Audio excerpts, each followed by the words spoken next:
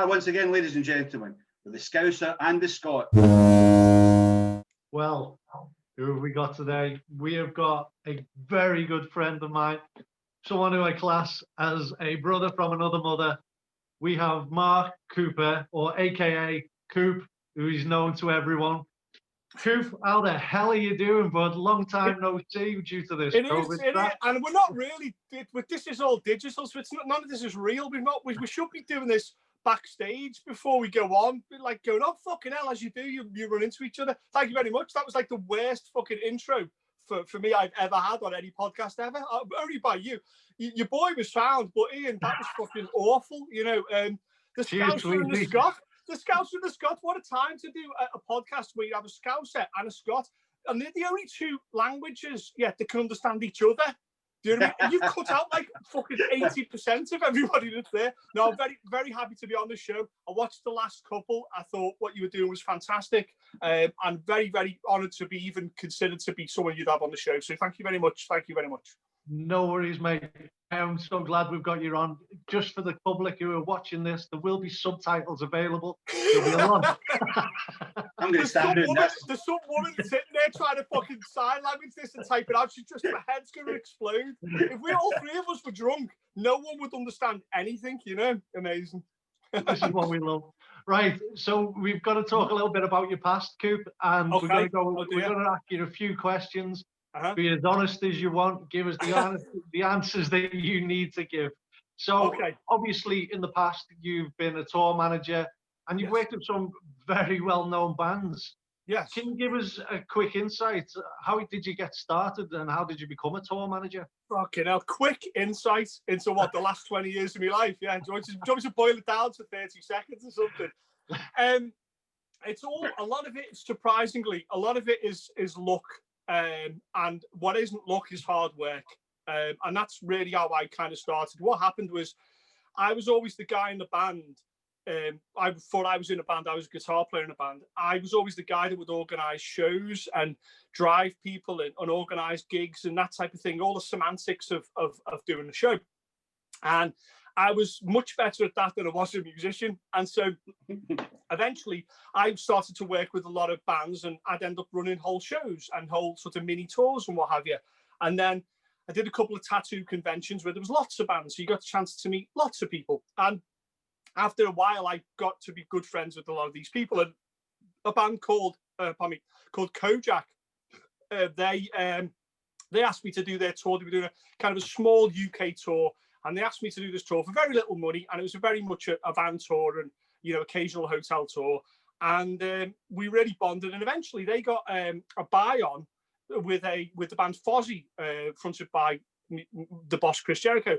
And I was working whilst they were working kind of in tandem. And eventually a gentleman who was my mentor, who's sadly no longer with us, a gentleman called Toad, he kind of took me under his wing because he realized that although I didn't know anything about the business, I was really eager and hard working. I was desperate to learn at any cost. And he kind of slowly, with him, I worked through the ranks, started doing merch and a little bit of teching and running and stuff, and then a guitar tech and bass tech, and then did a little bit of TM. And then eventually he would throw gigs to me, fly-ins, as you would call it. So he'd have 2 or 3 shows he couldn't do for a tour.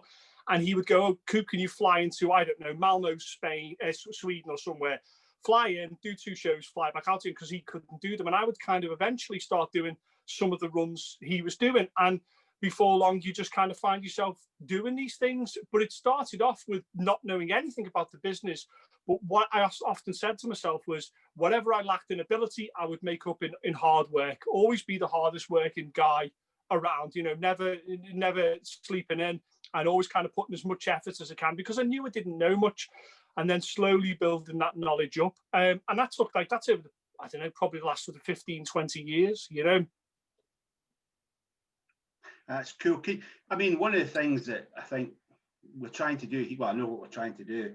We're trying to give a broad outlook on the music scene. So I think everybody that's in the music business or paid any attention knows the title tour manager. etc. Doesn't really know what it entails. Could you give us an insight into generally what that role? Yeah, most definitely. That's a really easy answer because it's literally is everything.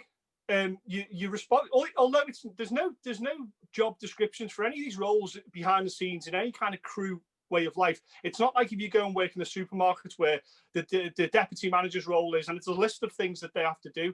The tour manager's job is simple. He just has to make everything easy and work. That's it. That's what they have to do. And under that remit comes so much. Now, first and foremost, it's to be a manager of the team that you've got, be it 3, 4, 5, 25 people or whatever it may be. The first port of call is to make that team run harmoniously, because that team running harmoniously means that the show is run well. My sort of outlook on the whole thing is that if you ever see me or I'm involved with anything, we've always already kind of failed. I should always be behind the scenes, and you should, to the outside world, people watching the stage, they see nothing's wrong, everything runs smoothly. There's no problems, and most of all, you're employed by the band to a lesser or greater degree, obviously agents and what have you in management, but you're employed by the band. So from the time they get handed over to you, if you will, to the time they leave on their plane or their ferry or whatever, your responsibility is to look after them, and that's everything. From getting them onto stage and getting them off stage and to impress and driving around to entertaining them. To kind of going, okay, well, we've got a day off now, and where's a good curry place, or we're going to this. I need to get my hair cut, and I want to get, and it's all these kind of weird things. It's like a little family.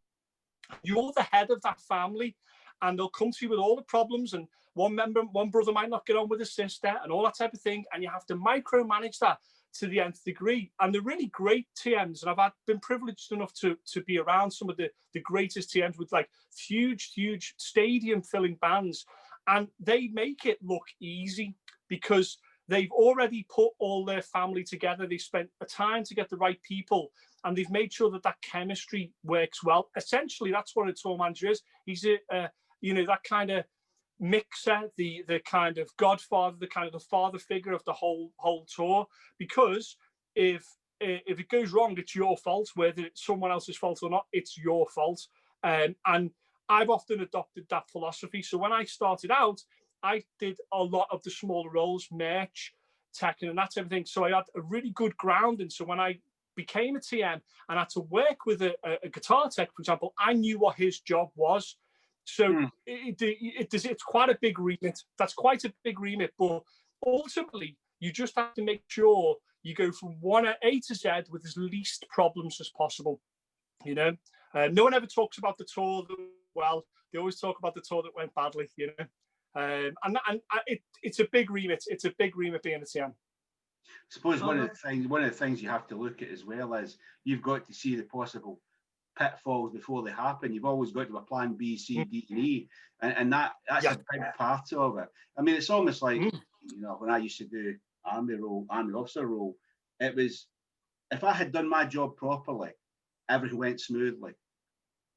Yes, and the work was all done before I got there, before everybody else got there. Yeah, that kind of style. Is that kind of the same thing? Yeah, it's exactly the same thing. So I'll give you a simple example. So I remember being in Germany once, and we had to go and do some PR, right? So the actual show is taken almost in the sticks. It's pretty much away from everybody else because of sound restrictions or whatever. So the show's going on, and I have to go out with the band to do interviews on a radio station. This is before you could do Zoom and stuff. This is how old I am. And you would have to drive or whatever to slightly away, and it'd probably take maybe an hour because Germany's quite a big country. You'd go maybe an hour away. You'd have to do several press bits and pieces and then come back. Now, during that time, you have to rely on your crew to have the show set up. Some cases, even sound checking for the band who aren't there. Maybe you're taking the guitarist and singer with you. So someone else will be sound checking because there just isn't enough time. So the amount of trust that you have to have in your team is massive. It's absolutely apparent because you're going to be away from the scene of the crime, if you will, for 2, 3, 4 hours. So there's an incredible amount of, like you say, you're picking the right team and it's easy. Pick the wrong team and it's very, very difficult. And I've had the distinct pleasure of working with some of the best techs, lampies and sound guys in the business. And all of them share a very commonality, a very common thread. And that's that when something goes wrong, they don't lose their heads. Things will go wrong, and there's stuff that you wouldn't even believe go wrong, and you'd be asked to do all kinds of manner of things. You never lose your head. You never panic. You always approach everything calmly. And even in the midst of sort of craziness, being able to do that is an incredibly powerful asset to be able to not let. I've had people screaming stuff. I've had guns and knives and all kinds of things pulled on me. And to stay calm in the face of that is very difficult. But if you lose your head, and like I say, you're the head of this family, you're meant to be in charge, all your team are going to be like, shit, the general's lost. What do we do? So yeah, I'm picking your team, and the camaraderie behind it as well is incredibly important. A lot of the times, if I can just sidebar this, is that some people will get the job because they're easy to work with, almost over their ability to do the job as well. Because we're talking about the technical thing of like, can you set up a guitar amp and guitar and what have you? But there's also are you a dickhead when we're on our days off, or are you a fool? Do you drink too much? Do you take too much drugs? Are you a problem? There's a whole bunch of stuff outside simply being able to do your job. Picking the team and surround yourself with good people is absolutely paramount. I've had the pleasure to work with some very, very great people, and that's the commonality, the inner peace, the inner mindset of not panicking at all. Cool.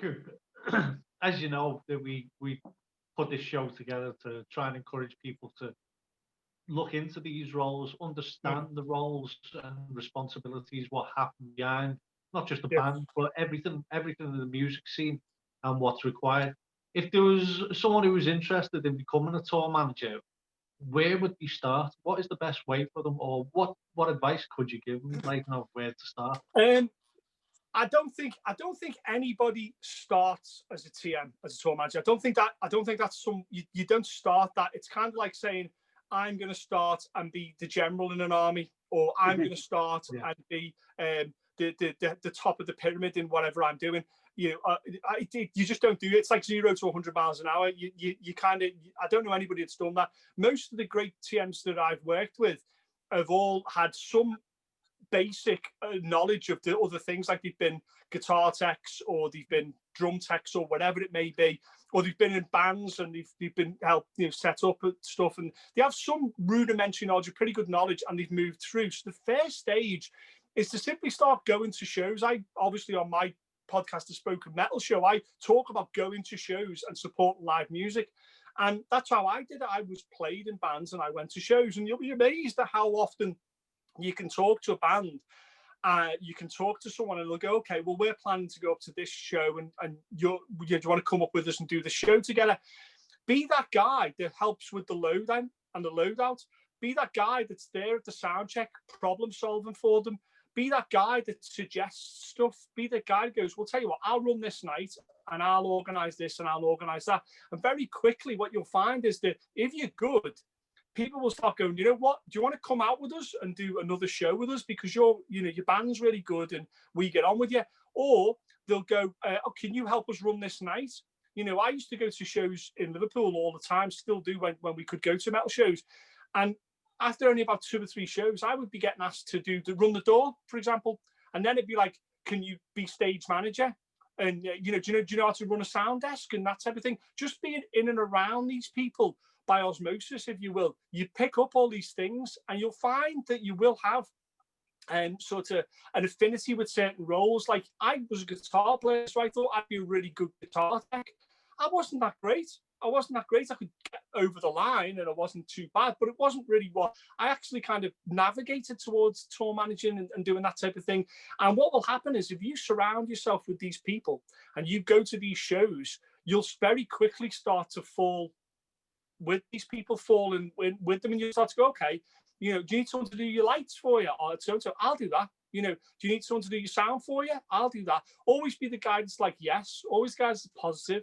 Always guys that are looking to help at any step. And you'll find that people gravitate to that. People gravitate to positivity. They gravitate to people who problem solve, who help them. And don't get bogged down with too much with the idea of getting paid. As long as you're not losing money, that's okay. You know, you should never do anything for free, ideally, but you know, you should at least get transport and a little bit of food and beer, maybe. But you know, don't be too hung up on going, you know, I must get this amount to work this show. Weigh everything up.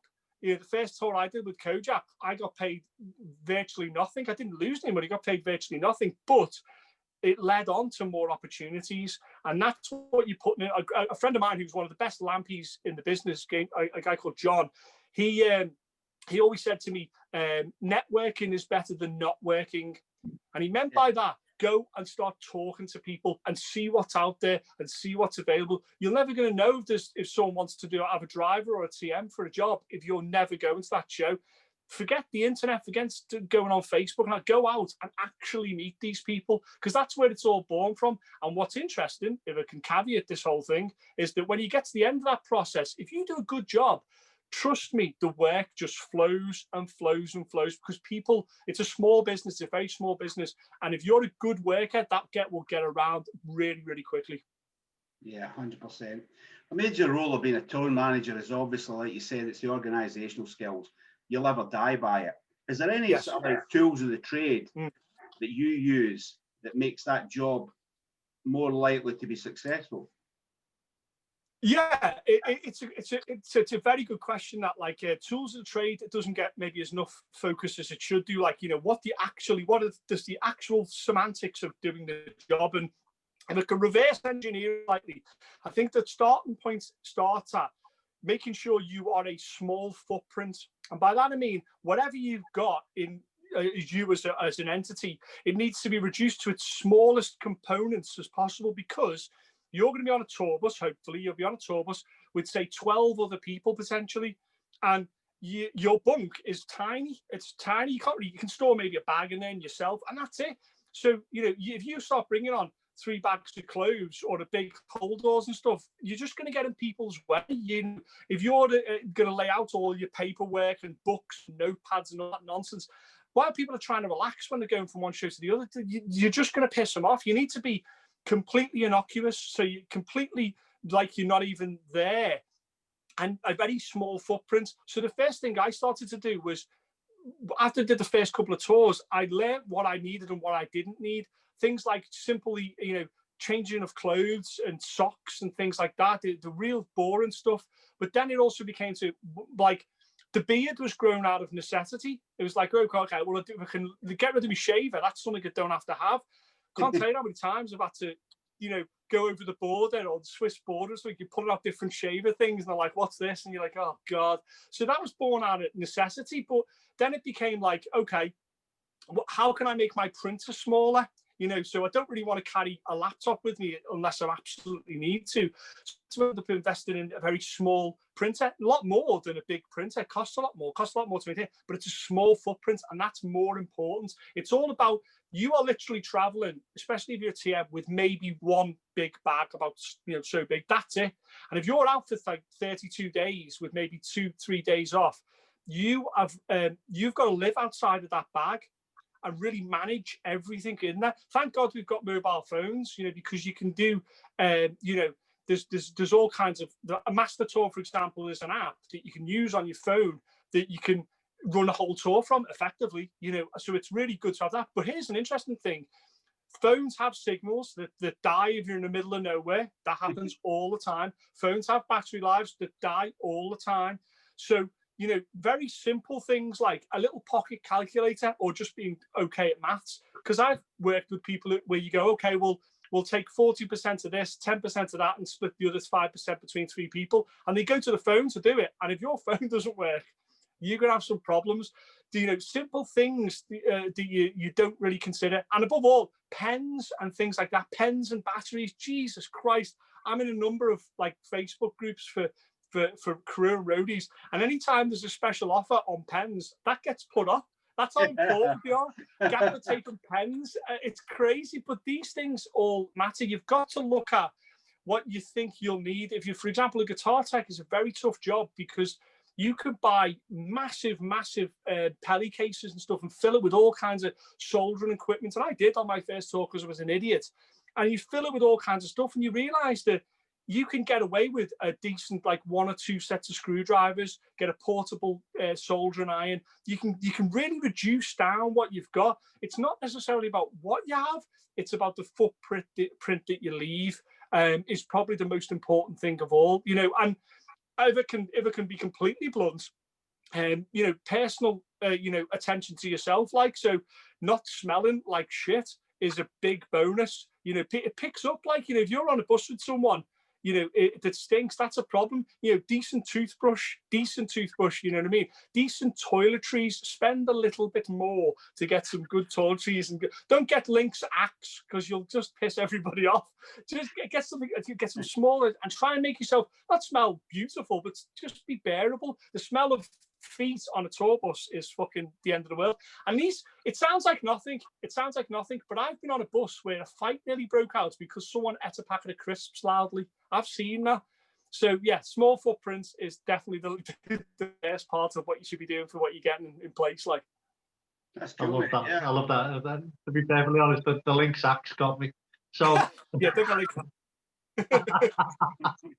So obviously you've worked with some of the best bands in the world, Coop, some of the most famous as well, and I know you've come to quite a few unsigned gigs. And yeah, oh yes, definitely all that. What recommendations or what advice could you give bands who aren't signed, who are looking to get signed? What advice could you give them? Yeah, it's like, I mean, that's the number one question for an unsigned band. But it's a little bit deeper than that. So what it is that, you know, getting signed in inverted commas is sometimes seen as an end game for a band. That you know, once we've got signed, that's it, that's the finish line. And once we've done that, everything's gravy. We can leave our jobs and life's great. And in actuality, it's simply not the case. It's actually a starting point. And so now we live in an age where essentially getting signed, what do you mean by that is that a record label picks you up and starts to take care of some of your business for you. Most of the time it revolves around distribution. So what they help you do is put distribution in place so you can sell your record or whatever in many different areas, and then quite closely followed by publicity. So they will look after, you know, ads and that type of thing to kind of push your band. And they're all very powerful things. But there has to be a question where you ask yourself, do we need to be signed? And that's a question you have to be really honest with yourself about. So, for example, you need to be, in my understanding, that works the best, is a completely finished article before someone will sign you. A record label or management company isn't looking for a half-baked band that don't know what the fuck they're doing. They're looking for largely a finished product. You know, maybe a little rough, and there's definitely obviously some stuff that they can do to help you. But on the whole, they're looking for a very finished product. So that's the real question. What does a complete band look like? And there's a laundry list of stuff, but the very first thing that it revolves around is professionality. Simply don't learn something like, oh, I learned how to put the strings on a 12-string acoustic guitar. That takes time to get that right. Being a professional is straight away, I'll give you that skill, there it is, you've got it right now. And so all that means is, you know, turning up when you are meant to turn up for things. That sounds like that sounds madness, doesn't it? Pete talks about it on the last show I watched. He talks about turning up for the show when you're meant to, turning up for sound checks when you're meant to, playing the right amount of time that you're told to play at a show. These things seem to me obvious. I've seen bands time and time again. I've done the festival circuit that many times. You watch side of stage, bands blow way past their fucking time, and they never get asked back. They cause all kinds of problems. It's such a narcissistic thing to do. It wrecks everything. And that's simply knowing how long your set is, how long you can play for. You know, it's crazy that a band doesn't know that. But I was always taught that, you know, if you're 15 minutes before you get to the job, you're early. Yeah. If you're 5 minutes before you get to the show, you're on time.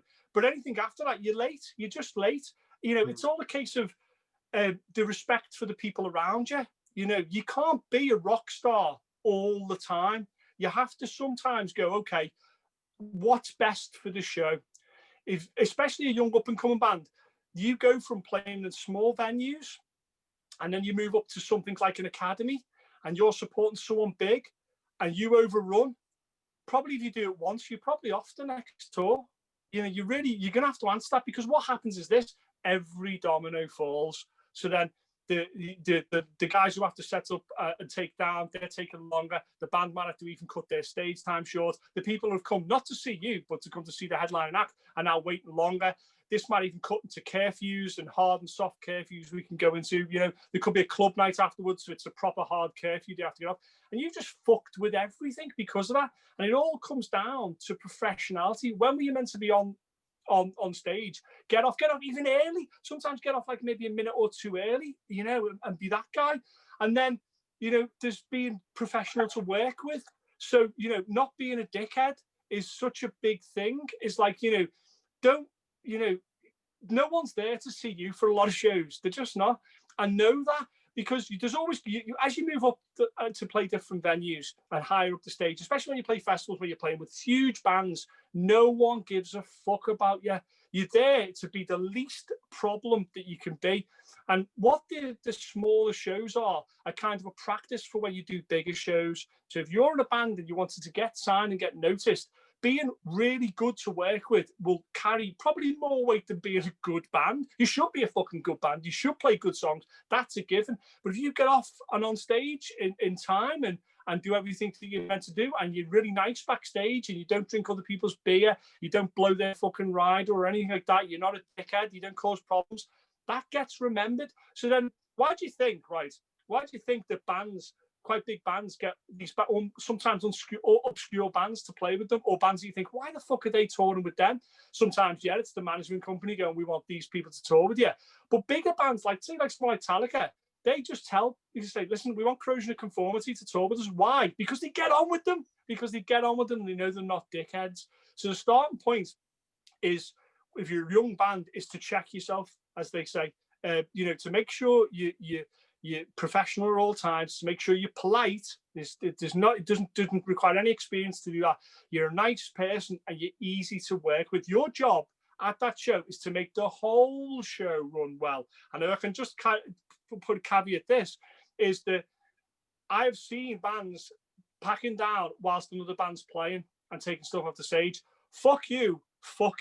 Don't be doing that. I've seen bands fuck off after a band's played. You cheeky bastards. That shows a level of disrespect for the game, for the business, for the bands that are playing, and for the fucking fans. What are you saying to those people if you fuck off after your band's finished? The next bands aren't good enough for your time because they're not good enough for yours. When I was in a band, I'd watch the sound checks of the other bands as they played them. Why? Because I wanted to see who was playing against, and maybe shuffle songs around that they didn't fit what was going on there, and think about what I was doing. I watched the fucking sound checks and afterwards introduce myself to everybody. That doesn't go on as much maybe now, but the bands that are doing well now, and you understand bands like, take an example, I'm wearing a Destroy Planets t-shirt. They're a fabulous band. And why? Because they're professional, they know what they're doing, they've got a good product, and they can make sure that people see that when they come to see them. And it all permeates through the whole scene. People who are dickheads won't get much work, but no one will ask them to come back. It's as simple as that. It really is. I think I mean, you obviously go to lots of shows, and you go to like unsigned shows and metal shows in Liverpool, like you said, Coop. Let's look at the first band, a band doing their first gigs, right? And you're going in to look at them. What is, if you could give them one bit of advice beyond what you've already said, you know, they think they're up there and they think they're great. What would you suggest to them they need to look at to really catch people's attention? Okay, it falls into two camps. One is the kind of semantics, as I often say. So it's your backline. You know, are you a pain in the arse backline person? So are you precious about the stuff you use and that type of thing? Can you do a show on your own with a full backline and everything? You don't need anybody else. That's what the aim is, because you're going to have to, you know, you're precious about someone using your bass rig. That's going to affect things. If you go on tour, if you're on tour with 3 bands in a van tour, you can't all have your own backline. It doesn't work like that. You've got to share, and you've got to get used to sharing that and being happy doing that. So you've got to look at your aesthetics of what you've got going on. So it's like, okay, can we do our own show on our own sound? And are we happy with other people using our gear within reason? And kind of, are we workable? Are we a unit that can work with other people and our own? Let's get ourselves so we're set up, we're sounding that, our castle is set, if you will. We know what we're doing with that there, and we're ready to do any kind of show at any level, and we can jump in. You know, how nice is it when you work with a band and they go, no, just use our cabs, that's fine, you know, and being, you know, that sort of friendly and workable. So there's the hardware side of it. Look at what you've got. Is it producing the sound that you want it to produce?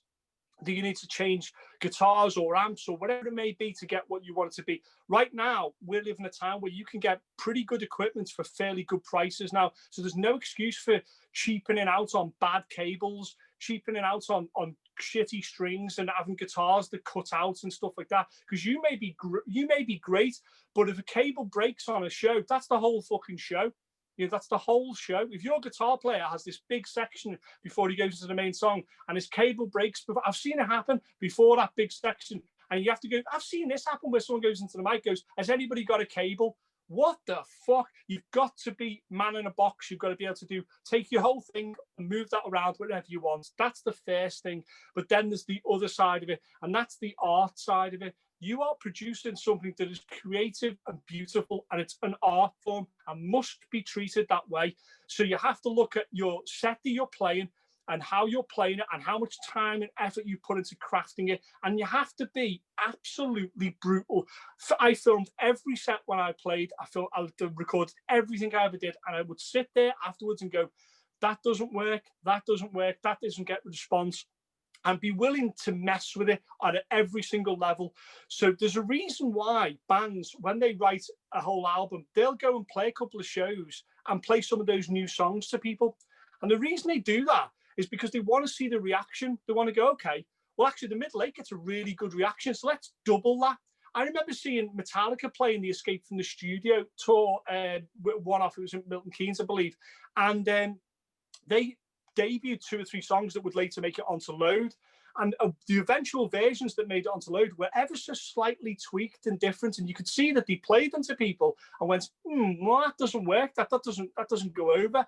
And you've got to be brutal. Your favorite song might be the song that needs cutting from that set. That guitar solo may sound great, but it completely ruins the rhythm of what you're trying to do. You're presenting an evening with you. You're not an evening putting up with you. You've got to go, here's a really good representation of what we're doing. And you've got to present that in a really creative format. And that comes from everything from what you're wearing, your stagecraft. There's a long lost art of stagecraft, of being able to work with the crowd. It's a band called Deified, who are fabulous.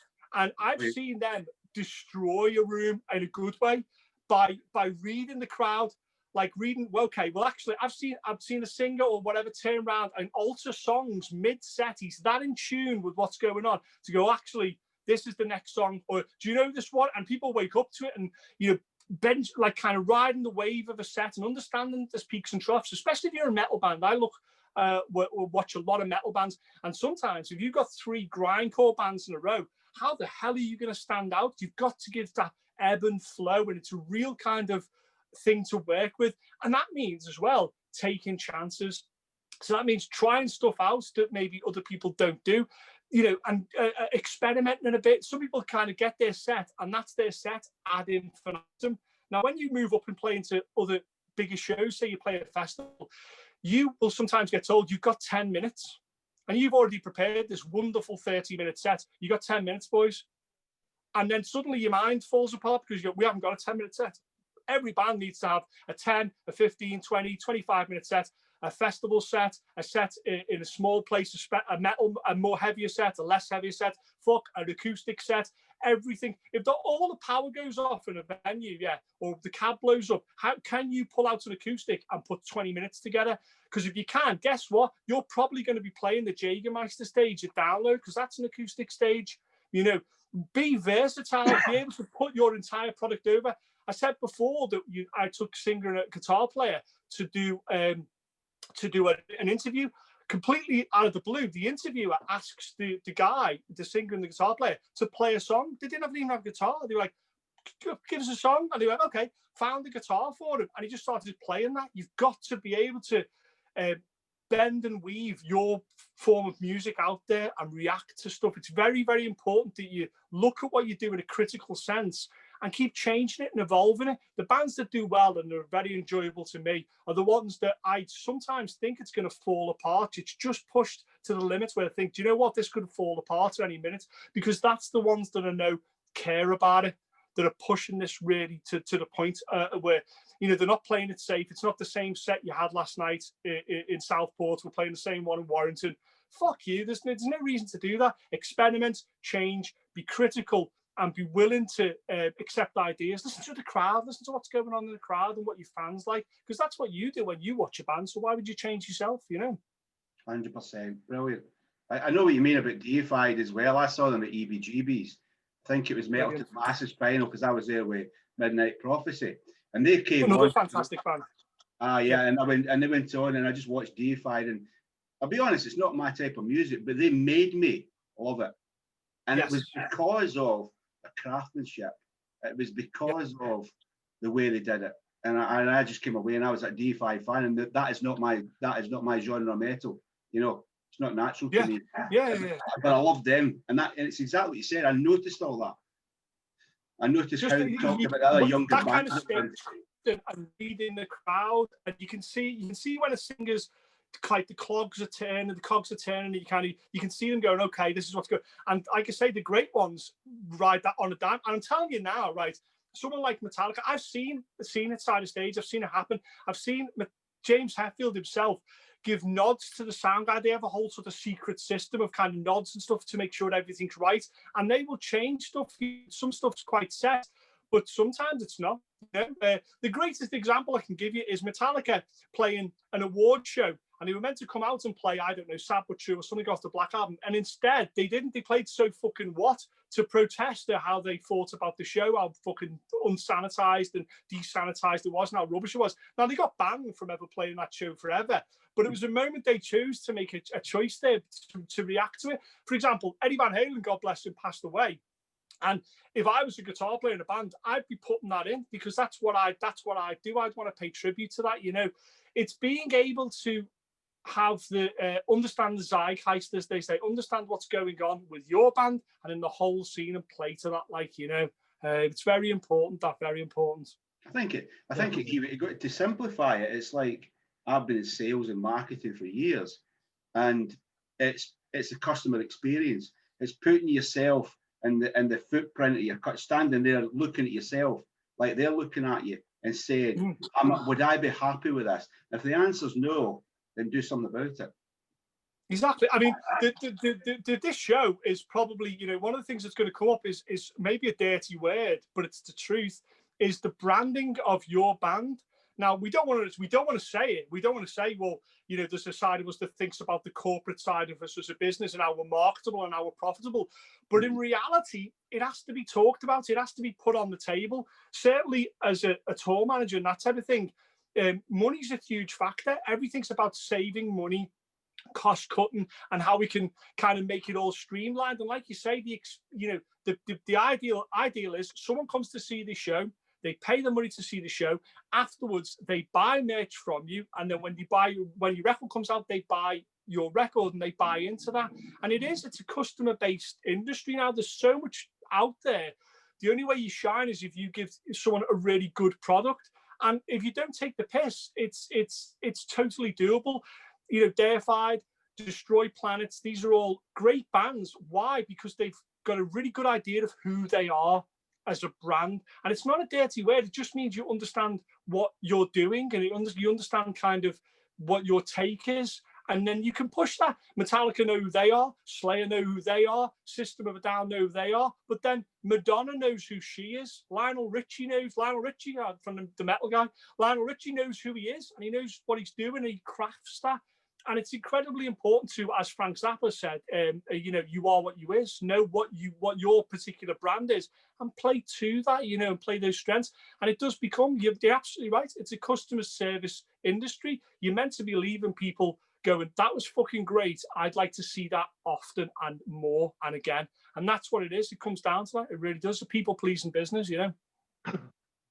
Definitely agree with you on that 100%, Coop. Like I say, I've seen Elton John in Vegas. Yeah, Oh yeah, my God, what a show he put on. yeah, And yeah, I was like, I wasn't expecting it, I'll be honest. yeah. But I sang along because I knew near enough every bloody song, which was like, wow. You're dead right, you do, yeah. When did that happen? But Yeah. Do you're saying about that. I remember years ago we went to Castle Donington to Monsters of Rock. I think it was the Oh, time yeah. when Whitesnake headlined it, and second Yeah. on the bill was Meat Loaf. So we Yeah. travelled down from Scotland in our back of a van, went to the pub the Friday night, all the way down there. Never had any sleep, because it was freezing, etc., etc. So we came up, and at this time it was early '80s, and Meat Loaf had problems with his throat, and he was not cool anymore. It was kind of like he'd forgotten it. So me and my mates are like, we're in bands and all that. So we're like, I'll tell you what we'll do. We'll have a sleep while Meat Loaf's on. And we did. We lay down on the ground, and all of a sudden we heard the intro to Bat Out of Hell. Right. So started sort of like getting up in one elbow and looking. And at one point, I think he had 40 guitarists on stage. It was a setup. And you know what? We were up for that minute to the minute he went off, and what a bloody show he put on. And none of us was wanting to even see him because he was not cool anymore. And it's like you say, it's putting on a show. And when you play a festival, the whole point of a festival is to bring you to a wider audience.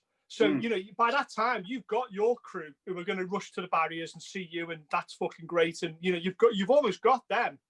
But at a festival, you're trying to pull the guy that's walking past over there, and he's walking past, and I want to get in. So your set has to be fucking absolutely bomb-proof. You've got to be like bomb, bomb, bomb, bomb, bomb. That's why it's like hit after hit after hit. No band's going, here's a unreleased B-side we're playing now. That's just not going to happen. And the bands that move up the sort of chain learn how to do that, how to kind of tailor the set to pull in people who don't give a fuck. You know what I mean? That's the whole point of doing a festival, is for that beautiful crossover. I've seen plenty of bands do it. I remember seeing, I think it might have been Five Finger Death Punch before they blew up in America.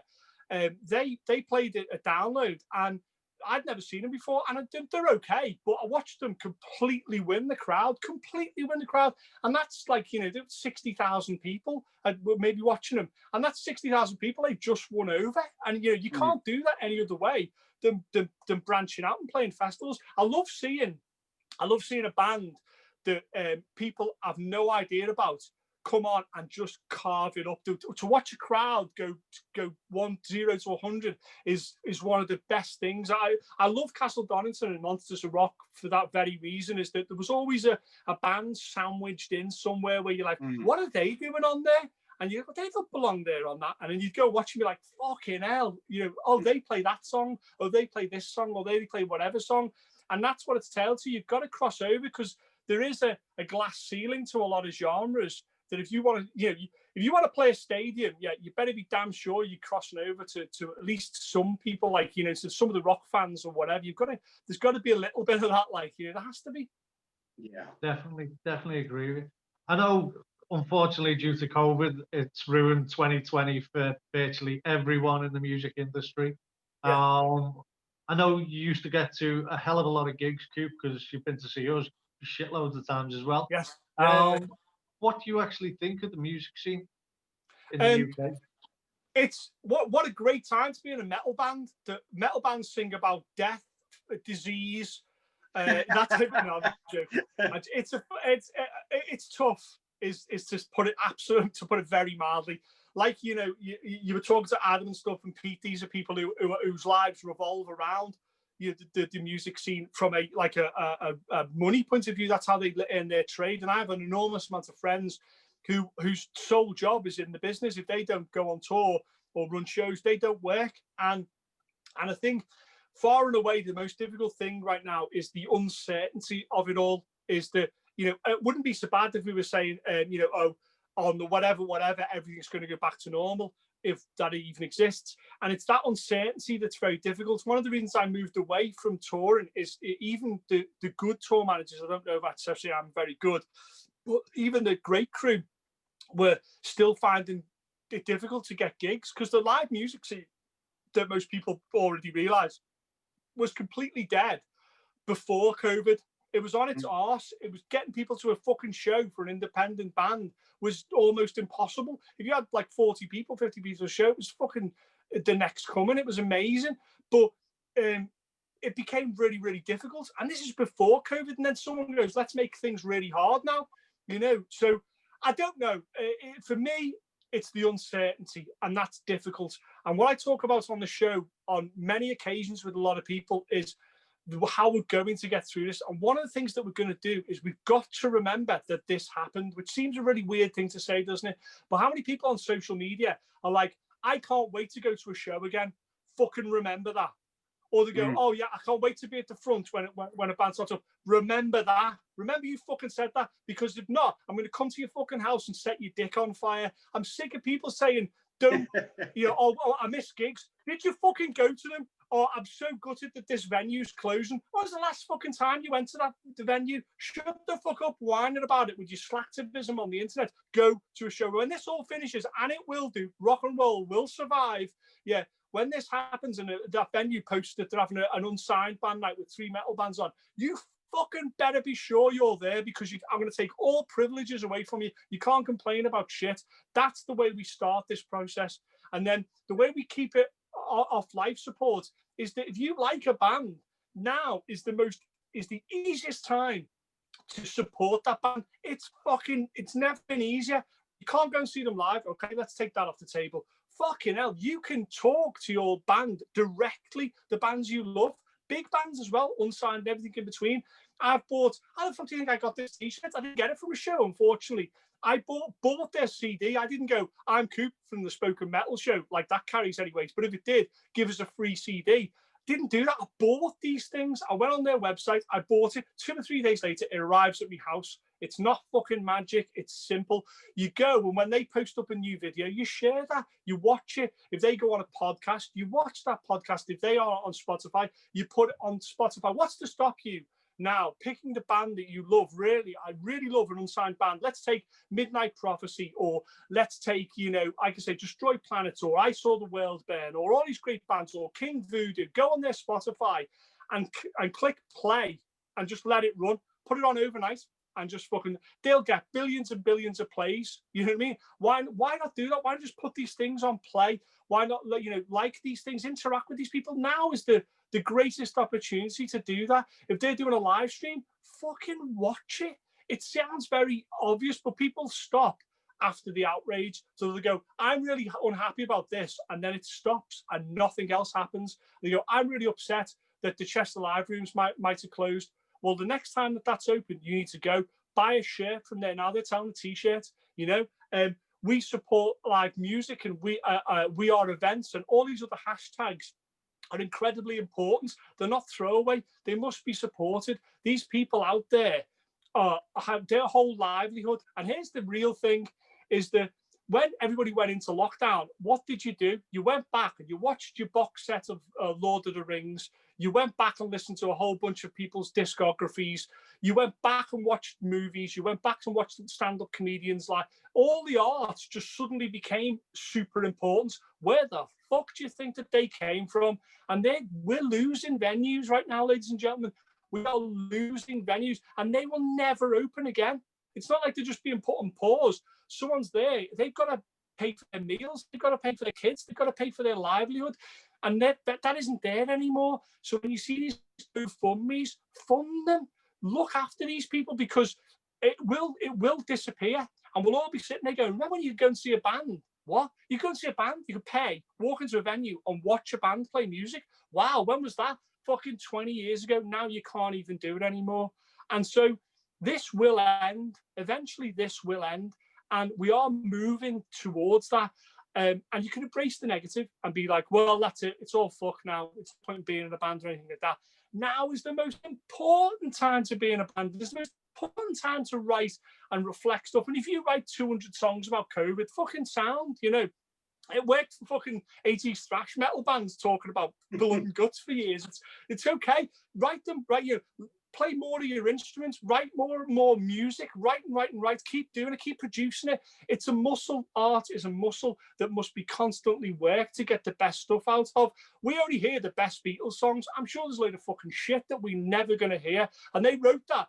They came off the road after playing Shea Stadium and they were like, well, we're never playing live again. Fuck that. It was a nightmare. They didn't go, well, we're not stopping writing anymore. They just went fucking in all in, did Sgt. Pepper's and fucking changed the world. Keep writing, keep believing in the bands that you're doing, keep supporting your venues and keep supporting music as an art form. And that's how we're going to get through this, like. Ladies and gentlemen, thank you. Preach it, brother, preach it. You have your own, you've referred to it a few times, and we can see it at the bottom of your screen there. You have your own show, the Spoken Metal Show. What was the reason you started to do that, and you know, why? Basically, why? We were talking a little bit before we came on that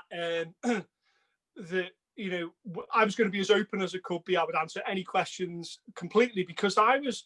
A long time ago, that gentleman Toad gave me a chance at being involved in this wonderful thing we call music, at the industry itself.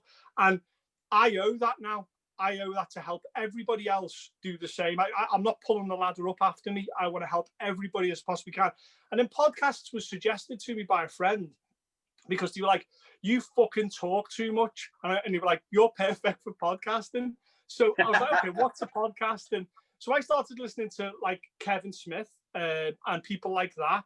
And I started to form what I would start to talk about. And the idea was that it was to demystify some of the industry that I was involved in, to almost de-glamorize it, because there's a lot of stuff that isn't very glamorous. Help people, maybe point them in the right direction of what they could do to help themselves get in there in whatever format. Entertain to some degree, you know, tell some interesting stories. And more than anything, I had a load of friends who do some incredible things. Now it's to talk to them, you know. Ian's been on the show, you know, we have these wonderful stories that need to be put out there about this beautiful world that we live in and the music that gets produced by it. So I was like, okay, let's do that. And the reason it's called the Spoken Metal Show is because where it came from is you have like thrash metal, you have death metal, you have black metal and Christian metal. So what am I doing? Well, I'm speaking metal, so it's spoken metal, and it came from spoken word. And so the first couple of shows I did on my own were awful because I didn't know what it was. I didn't know what I was doing. And then very slowly, as I started to speak people, it kind of evolved into something which is, I believe, quite useful.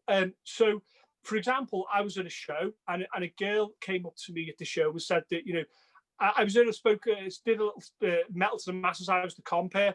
And she came to that show because I was compere and I did a little tiny bit of sort of spoken word beforehand. And she was saying that, you know, some of the stuff that I was saying was quite inspirational, that she chose to start to get into country music and what have you because of some of the things that I was saying. And that's what we've got to realize is that, you know, if we save one person, we save the world eternal, you know.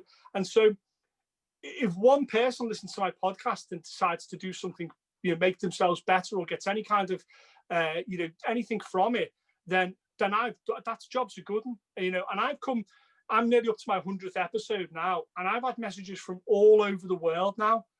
People saying, you know, they were going to give up doing this, or they didn't want to do that, or whatever it may be, and I've inspired them. And some people just say, you know, I put it on because, you know, you make me laugh, and it stops work being shit, or it takes my mind off my life for a little bit, and that's incredibly valuable. You know, I feel that's incredibly valuable. So at the moment, yeah, I'm really enjoying it. It's totally free to a listener. You know, they can download it and enjoy it, and it always will be. I don't want to monetize it in any way. I think it's a beautiful thing as it is, and more than anything, I enjoy it. If I didn't enjoy it, I just simply wouldn't do it. You know. I think that thing that you just said there about, and this is what drove up Ian and I to start this. Help people get information out, get people like you to talk about it. But I always remember Billy Connolly talking. He did his world tour of Australia, and he went and got a tattoo, and he was a fair age when he got his tattoo. You know, it was one of these things that he just never done, which was unusual for an ex-TA guy for Glasgow, I can assure you. But he never got one, and he got it done in Australia. And as he stepped away from the tattoos, all the tattoos said, "Well, there you go, Mr. Connolly. That's one more of us and one less of them." Yeah, you know. And when we do this sort of stuff, That's what I think. If I can get one person, or Ian can get one person, you can get one person to come into this business of ours, then it's one less of them and one more of us. Yes. Yeah, completely. I talk about on the show that, you know, they're selling Motorhead t-shirts in Primark, and, you know, Justin Bieber's wearing a Slayer top. And you know what? You'd think that I'd be the guy to be like, fuck them, that's fucking sacrilege, you're taking my fucking, you know what? If one person actually picks up that album that they've bought the t-shirt for and actually listens to it, maybe we pull them over to our side. You know what I mean? Like, oh shit. You know what was doing my head in last week? What's that? When Miley Cyrus said she was going to do a Metallica covers album. And it was all these absolute dickheads, metal fans supposed to be. I saw that. Panning up. And the amount of times I wrote to say, I think I copied and pasted it. If she brings one person to listen to Metallica, and then they discover Anthrax, Slayer, and everybody else, then she's done a brilliant job. And you know what? She wouldn't do a bad job at it. I guarantee she would. She's too talented to give a bad job of it. And it's just like, I can remember my kids years ago, suddenly, I'm like, listen, I'm going, what's that you're singing? And it was a Journey song because they've seen it in Glee. Discovered AC/DC through Iron Man.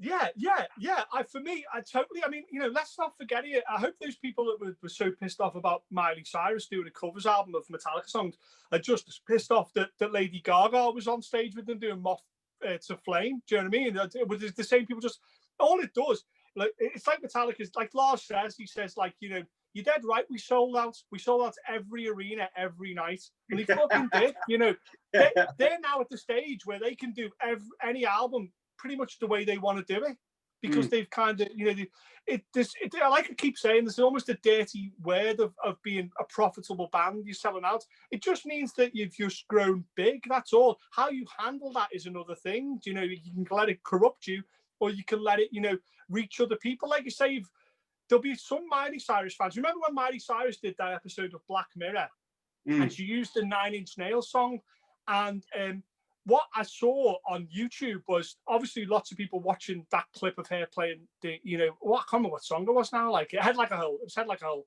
But what was interesting is the counts for Head Like a Hole went up on Trent Reznor's YouTube thing. So they'd obviously watched their version and gone, hold on, who actually does sing this? And gone back and sung, I've seen like Trent Reznor's version.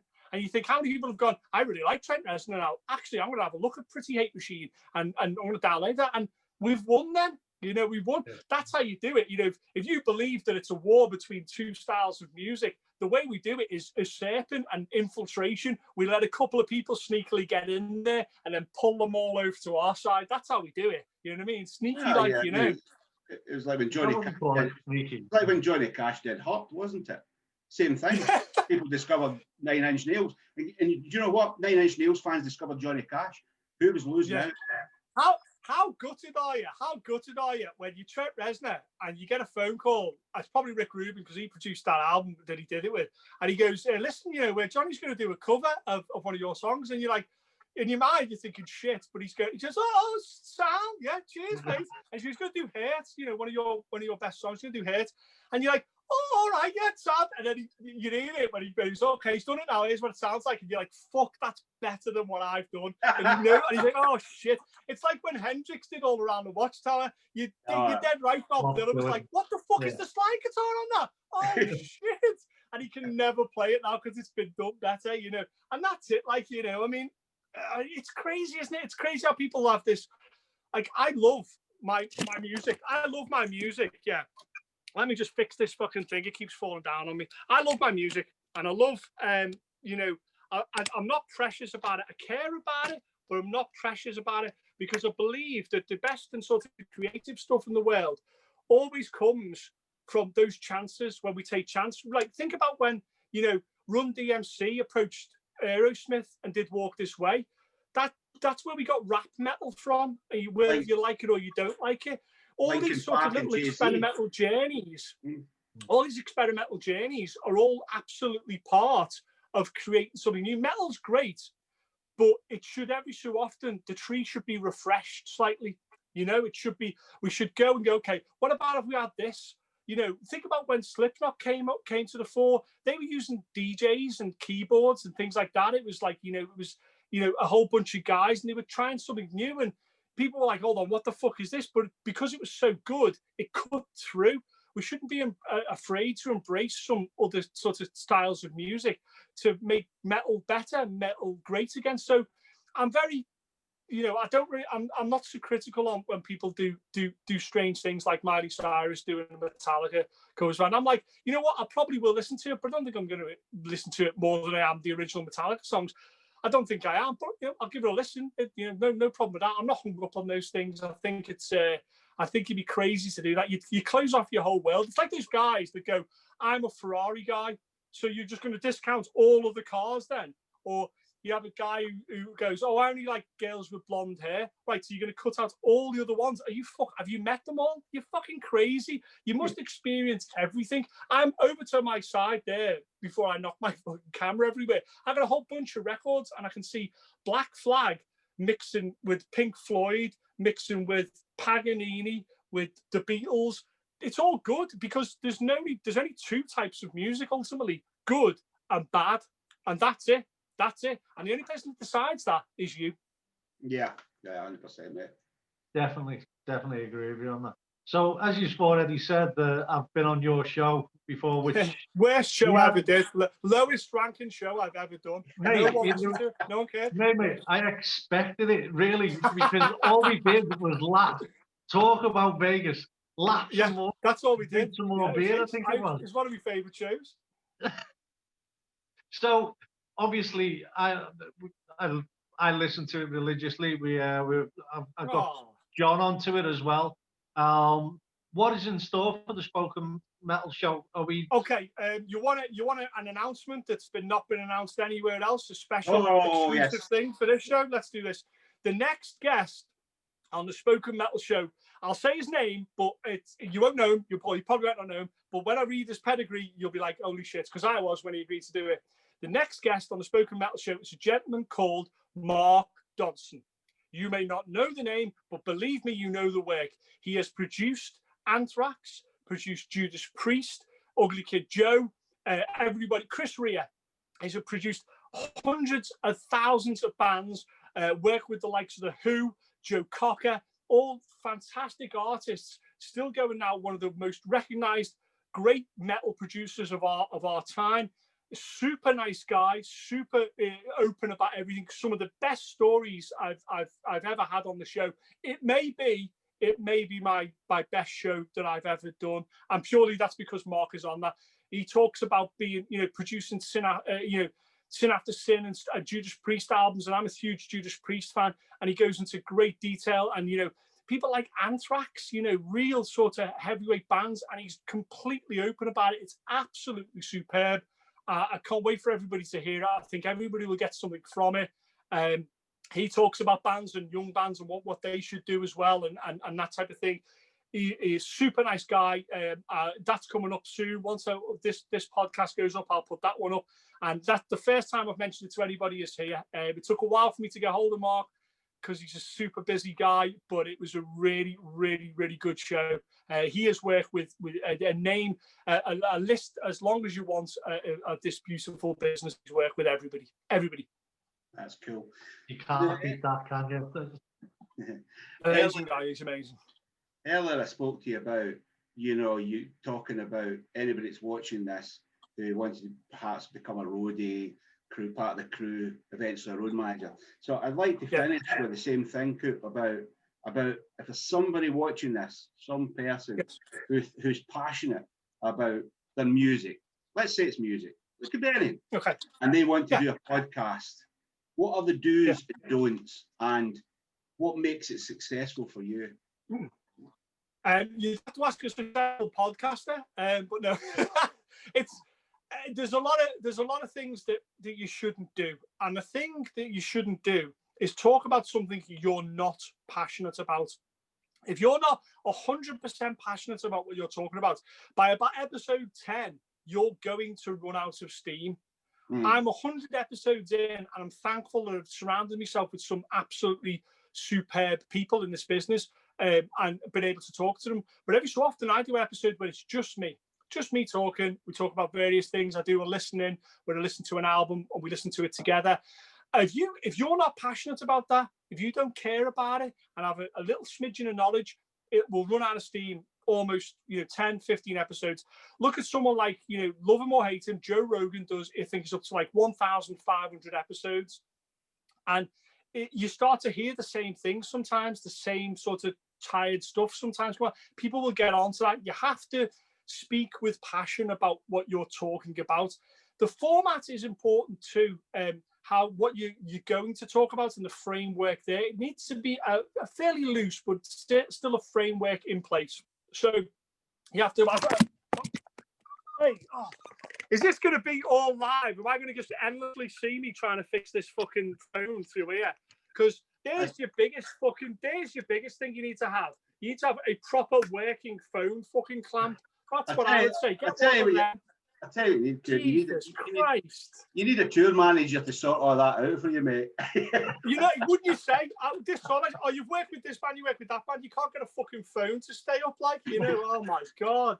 So that's the biggest thing. Get a fucking phone clamp that works. What it is, one of the other things I learned was when you do the video ones is lighting correctly. So you have like a backlight and stuff like that. The video part of it I didn't take into account because people were only hearing the audio side of it. But if you're talking to someone, being able to correctly talk to them and having no lag and then being able to see it is incredibly important. Now, what's happened there?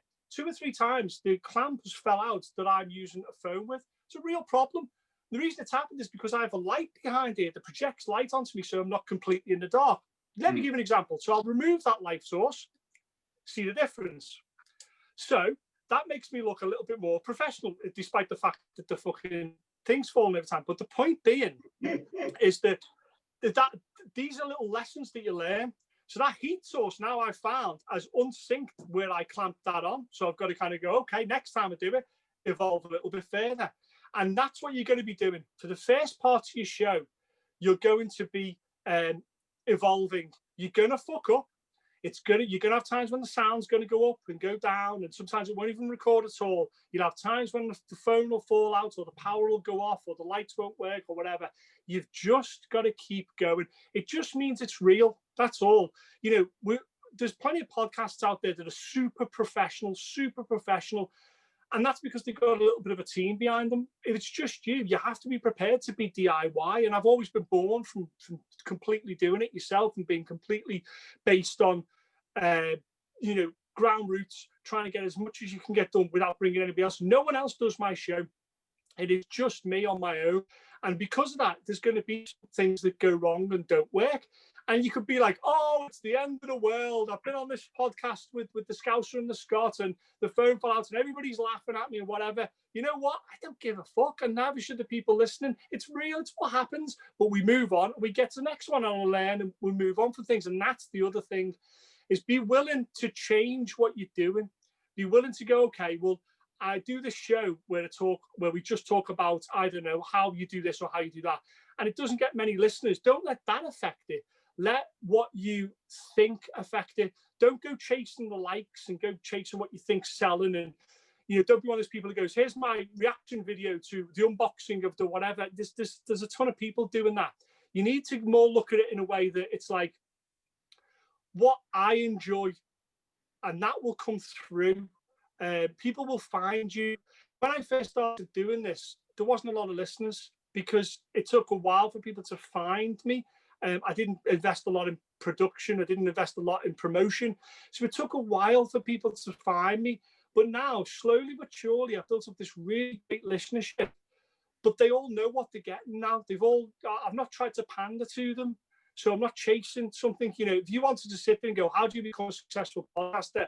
The way most people tell you is pick something that everybody, say, here's a classic thing, say something negative. That's what you want to do. Bring up a really horrible opinion about something. Here's me destroying Metallica's new album in 30 minutes. Here's why it's shit. Here's me breaking down why this guitar doesn't play very well. And here's a list of 10 things that are shit. There's a billion people doing stuff that's negative. There's a billion of them. That road is fucking full of people going, shit, that shit, whatever. There's almost nobody working the road where it's like positive. Okay, what are we doing? Okay, that's a problem. What are we going to do about it? Okay, there's COVID going on. What do we suggest? What are the solutions? How do we move forward? There's not a lot of people doing that. And the biggest thing I learned is if you're going to do a podcast, be positive. There's lots of people being negative. Talk positively about something that you love, and that will come through. It will come through. The quality of my podcast is moving forward. It's not great, it's not amazing, but it's moving forward, and everyone's got better each time. And I think that's the real secret. Fortunately, it's like, you've almost started at a Citizen Kane level, where yours has got this great production intro, and everybody looks beautiful, and Ian's got his makeup on, and everybody's sound, and all these questions are well prepared and well thought out, and you're intelligent people talking about a great subject. You've already started, you know what I mean? God knows where you're going to end up. And that's the last thing I want to put, if I put anything across. You've got to start. You've just got to start. Everybody wants to do a podcast. Everybody's doing a podcast, or I'm going to maybe put a podcast together. Everybody's going to do something. The difference is some people do it and some people don't. That's what it comes down to. The first podcast I did, I fucking didn't know what the fuck I was doing. Some would say I still don't. But I started, and that's the key thing. If you want to do a podcast, just start. Don't worry you haven't got the latest webcam, or you don't know how to produce the right videos for YouTube. Don't fucking worry about that. You'll get that. Just start. Do one, and it'll be shit, and the next one will be better. But you've got to start. You have to start. Otherwise, you'll just be one of those guys that's sitting there going, yeah, I'll do a podcast. I'm thinking of doing one on this, that, and the other. Everybody's thinking of doing something. Not a lot of people are actually doing it. That, if I had to give any advice at all, it's definitely that. And get a camera clamp that works. It's 100%. You're 100% right, because I can't remember. I think it was an Australian Rugby League coach just said to his team before they went out to the grand final. He says, "Remember this, lads. Just don't die with the music in you. It's still in you. Don't be the guy that comes off that pitch regretting and saying, if I had done just a little bit better, we could have won." Give it all, and that's what it is, and it's passion. And Ian and I, we feel privileged doing this. We 100% do. Because I'll tell you right now, we have interviewed eight people now, and every time we come off it, as soon as we've clicked them off, Ian's looked at me and I've looked at him and went, fucking wow, that was amazing. Because we've learned things, we've been energized by their positivity. Because guess what? We will never invite anybody on that's negative. Yeah, there's no point. Absolutely pointless, mate. So, that advice you've given is absolutely, you nailed it. Hit smack on the head. Appreciate it. So you've got to remember, if I can just add a tiny thing that I said to Ian a while back, is you've got to remember, don't forget, there's people watching this that you may never meet, you may never speak to, they may never interact with you in any way. You don't know who's watching this, and it could be someone sitting at home going, you know what, after what these guys have said, I'm going to start a podcast, I'm going to try and become base tech, I'm going to try and do that. And you may never meet these people, and you're literally changing people's lives. Now that's not hyperbole. It's true that you may not know your audience. Like that girl that came to see me, I've never seen her again, never met her again, she never interacted with the show at all. But she decided to do something positive with her life over something I said. That's amazing. You don't know who's watching, and people will listen to my show and go, "This guy, what the fuck? I could do a better job." And they're probably starting their own podcast. Fucking sound. Do that. As long as I'm the guest on your show. Do that.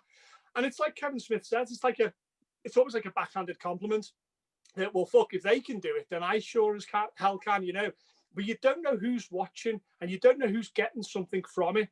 And there'll be people who watch your show who you'll never interact with and are getting massive amounts of things from this show. And that's why you should be doing it, like, in my humble opinion. To be honest, Coop, it's one of the reasons why we've put this together. It's the whole point is to give it an honest background of life of being a musician. Yes. The roles behind the scenes, getting the passion for it, getting to people who love it, like, you know what I mean? Getting the camera clamp that works and doesn't move all the time. Isn't it a shame that that's what's going to be remembered from this show? Like that show with Coop, this fucking camera was shit, wasn't it? Coop, like, oh. I'm going to B&M tomorrow, mate. I'm going to buy you one. I'm going to send it in the post. This whole thing's on fire now. I'm burning my hand, right? to hold this in place, because the heat behind the lamp has almost like burnt it. I'm literally in pain now in order to bring this broadcast to you, ladies and gentlemen. I hope people recognise this. I will be going to A&E shortly after this broadcast, and then the beard will go on fire, and then it'll be like all this show will be ever remembered. This guy with beard goes on fire with bad clamp on podcast, and you get like 1 billion hits from it. Like, you know, I'm dying here from I'm dying. I'll play the guitar again after this. You might even outdo Ricky Warwick, because Ricky Warwick was just worried. Ricky was just worried. Beat the man, like. Ricky was just worried that that his gardeners who were out in his garden working were too loud and we could hear it in the microphone. I swear to God. It's a nice problem. You hear them strimmers? Yeah. You hear them strimmers? That's very rock and roll, that, isn't it? Oh, awesome. Spot on, mate. Spot on. Definitely. So, ladies and gentlemen, this draws to an end before Coop goes to an A&E. What a waste of time, I think. Mate, I am going to give you another chance here. By all means, share your links to the Spoken Metal Show. Let's get it out there. Let's get people knowing about it. Mate, what's your links? Okay, so it's called The Spoken Metal Show, and I'm on every social media in the world. If you open your window and shout The Spoken Metal Show, a pigeon will arrive at the window with a USB stick with the show on it. Feel free to do that. But if you want to be old school about it, you can go on Spotify and all these really archaic devices and key in The Spoken Metal Show and listen. Please listen and enjoy the show. As always, you know, get in touch as well. I actually, respond back to Facebook messages and stuff like that. All welcome. If you're an unsigned band, send me your music. I fucking love hearing unsigned stuff. I think it's fucking ace, like. But it's The Spoken Metal Show. It's on everything called Instagram and Carrier Pigeon. And recently they uncovered a tomb within the Pharaoh's tomb on the side of the wall was hieroglyphics that it took some 25 years to deconstruct, but they actually found that said The Spoken Metal Show as well. So if you are in Cairo and want to see that will be in a Pharaoh's tomb. Also, the big announcement that NASA made was meant to be the Spoken Metal Show.com was on the side of the moon, but unfortunately the FBI got involved with that and they had to say it was water droplets instead. So there's many ways you can get in touch and there's many ways you can listen to this rambling. Thank fuck that they're all audio based and none of them are camera based. But yeah, please listen to the show. Tell me what you think.